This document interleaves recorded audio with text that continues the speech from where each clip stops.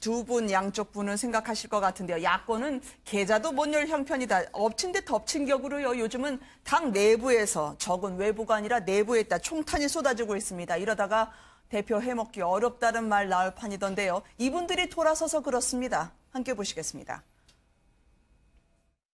어떤 어머님을 만났더니 하시는 말씀이 홍준표 후보 조금 좀 품위가 그러시는데요. 조금 고상하지는 않아요, 우리 후보가. 그쵸? 여러분, 우리 홍준표 후보가 조금 다소 거칠게 말하긴 하지만 이 경제 위기를 극복할 수 있는 후보도 누구입니까, 여러분? 저는요, 안철수 후보한테 정치 생명을 걸었어요. 이대로는 안 된다. 이렇게 가다가는 우리 아이들, 우리 대한민국 정말 큰일 난다. 저는 정말 꿈꿉니다. 우리 후보를 중심으로 해서 다시 모여서 새로운 판을 짜게 하게끔 여기 계신 여러분께서 도와주십시오. 정치에서는 영원한 적도 영원한 동지도 없다고 합니다만 대선 때까지만 하더라도 옆에 그렇게 함께 스탠바이미 하셨던 분들이요. 이젠 마주서서 총격을 날리고 있으니 이게 어찌 된 일입니까? 특히 나경원 의원은 왜 그러죠? 그럼 이제 두 가지로 생각해 볼 수 있겠네요. 첫째로 홍준표 대표 좀 말씀을 심하게 하시죠. 네. 예를 들면 뭐 고름이라든지 암덩어리라든지 같은 이제 정치 동료들 사이에서 그렇게 말씀을 하시는 건 좀 과했고. 네. 그래서 아까 나경원 의원도 전에 그 운동하면서도 좀 말씀이 좀 점잖지 못하다고 이야기를 지적했거든요. 근데 네. 이번에는 뭐냐면 원내대표로 나경원 의원도 나서게 됩니다. 그런데 네. 나경원 의원을 보니까 아무래도 홍준표 대표의 지지를 받기는 어려운 상황 아니겠습니까? 네. 그러니까 그렇다면 나경원 의원으로서는 홍준표 대표뿐 아니라 아마 다른 분 친박에 대해서도 저렇게 이제 공격을 할 수가 있을 겁니다. 그래서 말하자면 네. 홍준표 대표의 점잖지 못한 그런 언행이라든지 또 친박의 그런 문제라든지 이런 것을 전부 이제 배제를 하면 중간에 그 광범위한 어떤 중도층의 네. 지지를 받을 수 있지 않을까 이런 생각을 할 수도 대선 때는 있겠죠. 예. 조금 이분이 거칠긴 하지만 경제 위기를 극복할 수 있는 유일한 후보라고 했다가 지금은 경제 위기에 이분이 보수의 품격을 떨어뜨린다고 하니까 듣는 홍준표 대표는 좀 당황스러우실 것 같아요. 헛갈리기도 하고요. 기분 나쁘긴 하지만 네. 사실은 대통령 선거 때는 자당의 후보기 때문에 대중연설을 하면서 자당 후보를 깎아내릴 수는 없는 거 아닙니까? 네. 마음에 들지 않더라도 사실은 자당 후보 당선을 위해서 열심히 노력해야 되는 상황이고 지금은 나경원 의원 같은 경우에 원내대표 경선을 지금 나올라 그러는데요. 홍준표 네. 대표하고 가까워서 네. 득표에 별로 도움이 된다고 생각을 안 하는 거죠. 그렇군요. 그렇기 때문에 홍준표 대표를 비판을 하고 이른바 범친박 의원들이 네. 상당히 많다고 봐야 되겠죠. 그래서 그러니까 예를 들면 친홍계, 친김무성계, 네. 범친박계 이런 개념으로 본다면 결국은 나경원 의원은 범친박계의 지지를 받아서 원내대표에 되고 싶은 거죠. 그래서 홍준표 현재 대표하고 각을 세우는 게 아닌가 네. 이렇게 분석이 됩니다.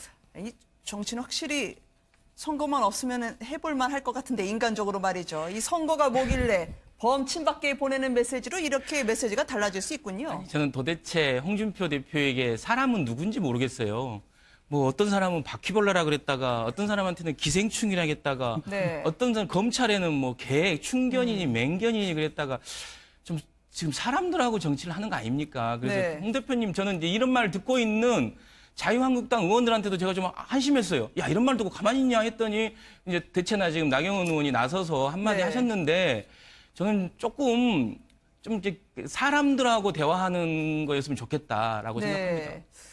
아니 홍준표 대표는 이 얘기를 듣고 반응이 오히려 이 말로 나왔습니다. 내 이름은 원래 홍판표였다. 많은 분들이요.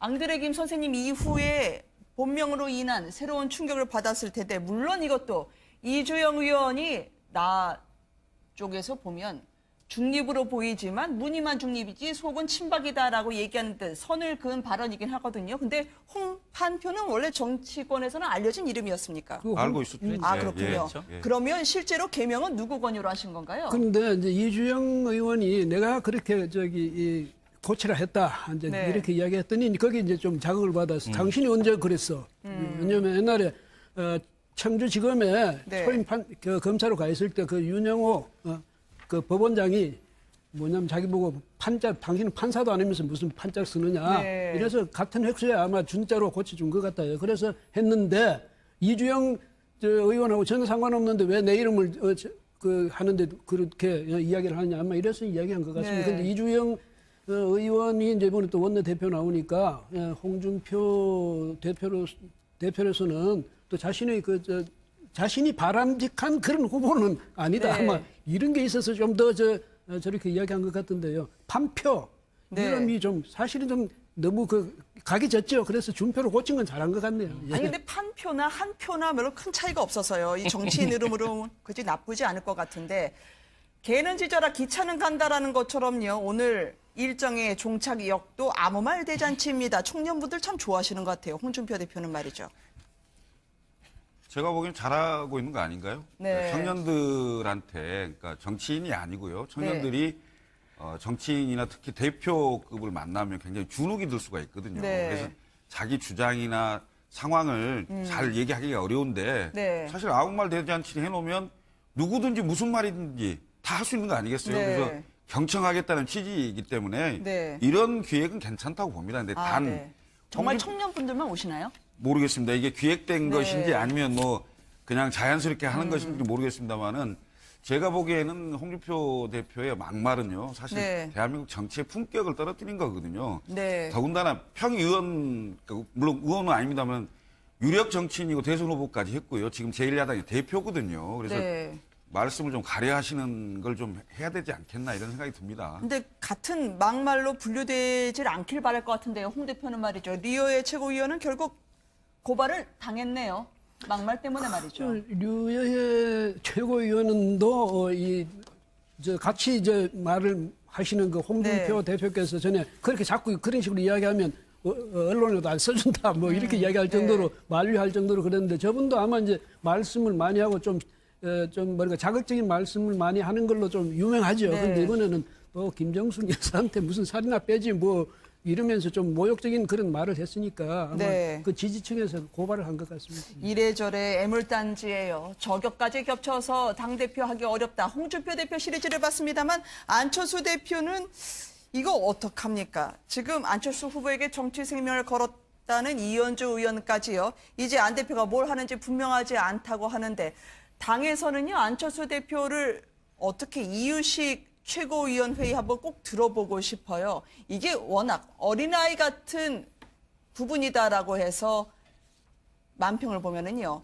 유아가 아이가 타고 있어요라는 만평까지 나왔었거든요. 네. 혹시 만평 그거 보신 적 있으십니까? 봤습니다. 네. 그러니까 국민의당에서는요. 아기가 타고 있어요인데요. 이 박지원 의원 옆에 있는 안철수 대표를 유아처럼 해놓고요. 당에서는 그게 뭐냐라고 하면서 이유식이 등장했습니다. 저게 생후 9개월부터 먹을 수 있다는 이유식. 저게 안철수 대표를 도와주는 건지 아니면 두 번 죽이는 건지 모르겠어요. 사실 이제 풍자하려고 하는 거죠. 네. 그런데 좀 조금 과한 측면이 없지 않아 있습니다. 있는데 이제 그 정당의 최고위원께서 그 모두 발언에 본인이 꼭 그걸 하시겠다고 하니까 이제 그렇게 하게 된 건데요. 네. 사실은 그 최근의 당내 상황을 가지고 박지원 전 대표죠. 박지원 전 대표께서 이제 무슨 이유식 발언도 하고 구상유치 발언도 하고 막 이러면서 지금 이유식이 나온 건데요. 좀 과한 측면들이 있죠. 네. 있다고 보고요.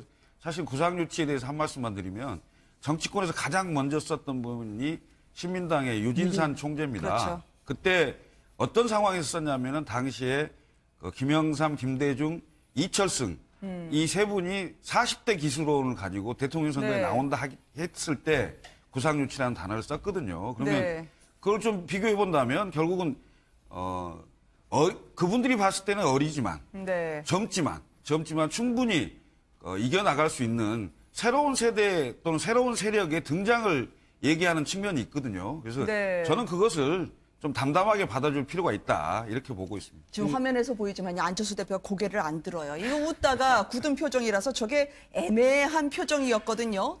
더더군다나 이현주 의원까지 그렇게 총질이라고 생각할 수 있는 발언들이 있어서 말이죠. 그 커뮤니케이션의 관점만 보면 이 네거티브를 대응하는 방법에서 상대방이 쓴 네거티브 워딩을 반복해서 쓰면서 하는 것은 되게 어리석은 짓이다라는 게 아주 일장일막에 나와 있어요. 네. 그래서 과거에 저는 생각나는 게 지난번 안철수 후보 대통령 후보일 때 대통령 토론회에서 갑자기 어떤 문건을 갖고 와서 이렇게 흔들면서 그랬지 않습니까? 제가 갑철수입니까?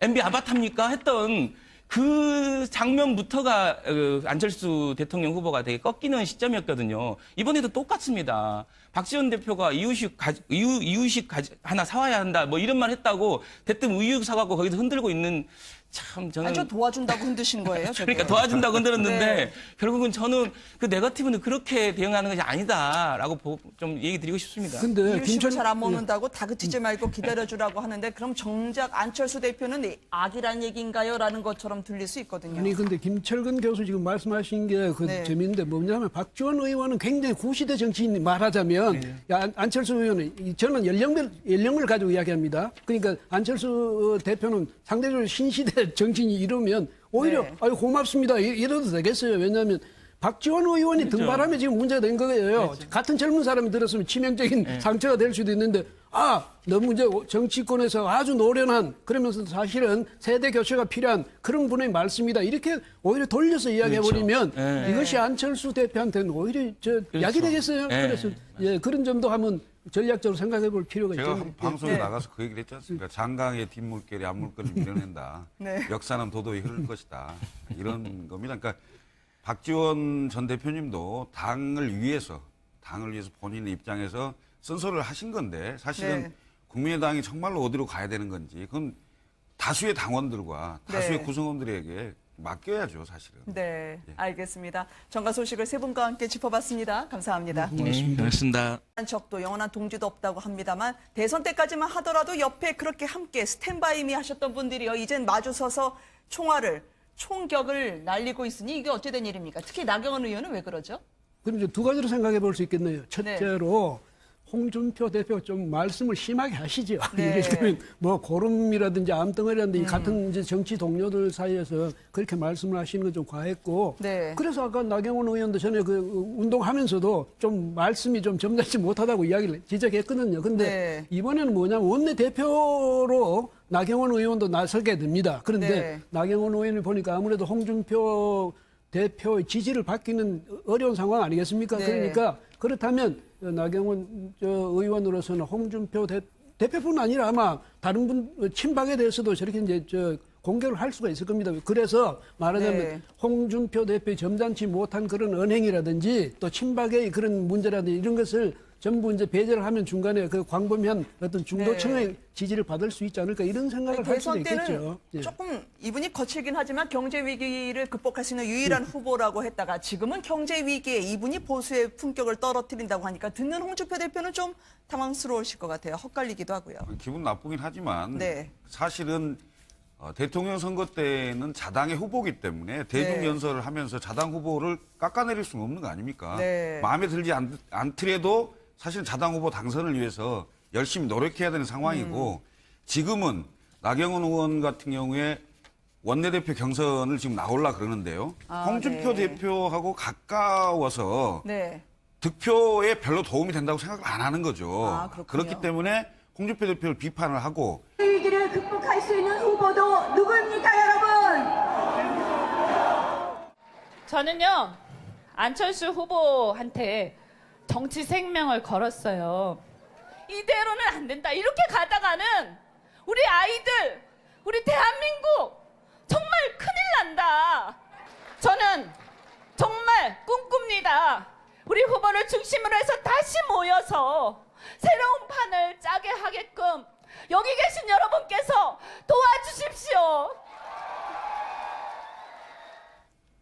정치에서는 영원한 두 분 양쪽 분은 생각하실 것 같은데요. 야권은 계좌도 못 열 형편이다. 엎친 데 덮친 격으로요. 요즘은 당 내부에서 적은 외부가 아니라 내부에다 총탄이 쏟아지고 있습니다. 이러다가 대표 해먹기 어렵다는 말 나올 판이던데요. 이분들이 돌아서서 그렇습니다. 함께 보시겠습니다. 어떤 어머니를 만났더니 하시는 말씀이 홍준표 후보 조금 좀 품위가 그러시는데요. 조금 고상하지는 않아요, 우리 후보가. 그쵸? 여러분, 우리 홍준표 후보가 조금 다소 거칠게 말하긴 하지만 이 경제